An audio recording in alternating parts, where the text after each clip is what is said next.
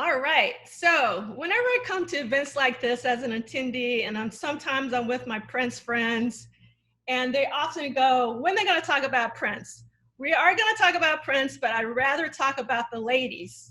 As years went by, I got into musical theater. I did a play that a friend of mine who actually is runs one of the Steppenwolf Theater now after all this time. She wrote a play and it, got picked up, and when we were in high school, and we performed that live. So I think the bug kind of came once I really solidified and got into like a kind of a performing arts high school. Basically, that's where it started. Growing up, I wasn't really listening to anything but Broadway. I was listening to Broadway all the time. I love Barbra Streisand. I was listening to Sting all the time, Whitney Houston.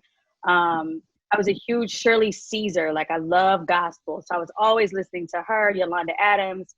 But it really, honestly, as far as like knowing, like, this is what I want to do and I can do it, was when I was singing background for Tamia. And it wasn't until I think I was about 14 years old and I had left my school and was walking somewhere, had my little radio with me, and I heard this amazing voice, and it was Chaka Khan.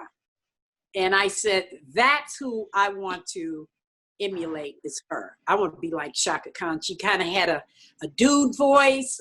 You really couldn't really, it wasn't feminine, but it wasn't manly. So I kind of, when she came, I arrived. I was like, okay, that's who I'm going to, I want to sound like her, so my influences probably growing up, because of my mother, was probably like Sarah Vaughan, Nancy Wilson, Big